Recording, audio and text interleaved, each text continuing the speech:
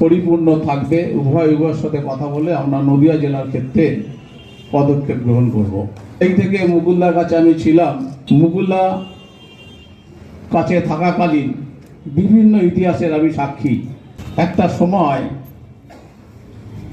মুকুলদা যখন বুঝতে পারলো, অনেকে অফিস চালাতো নিজাম প্যালেসে, লিলুয়ার বাবুন, চাকদা স্বপন, ওনার খুড়তো ভাই রাজা, তার শালা সুজন, অনেক অফিস চালাতো, কিন্তু ব্যক্তিগতভাবে আমাকে আলাদা চোখে দেখত।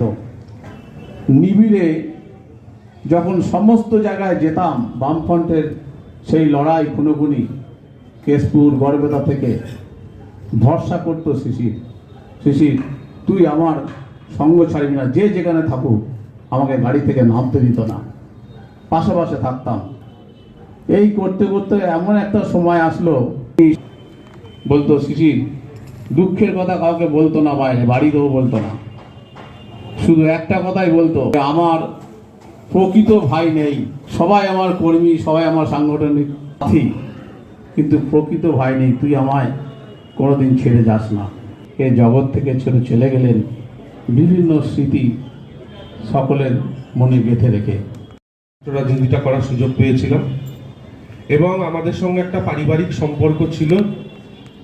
সারা জীবন আমাদের উনি একজন গার্জেনের মতন আগলে এবং বিভিন্ন সময় রাজনীতি বাদ দিয়েও ব্যক্তিগত আঙিনাতে মুকুল জেঠুকে খুব কাছ থেকে আমি পেয়েছি। পরবর্তীকালে উনি কৃষ্ণনগরের বিধানসভায় যখন কন্টেস্ট করেছিলেন, সেই সময় খুব অতি নিবিড় আমি ছিলাম ওনার সঙ্গে।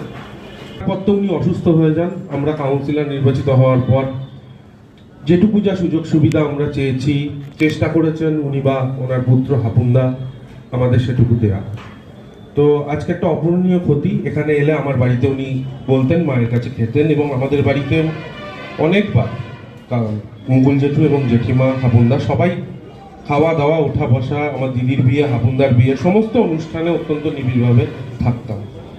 তো জেলার রাজনীতিতে উনি কাঁচরাপাড়ার বাসিন্দা হতে পারেন, কিন্তু নদিয়া জেলাটা ছিল ওনার মূলত রাজনৈতিক উত্থানের একটা পীঠস্থান।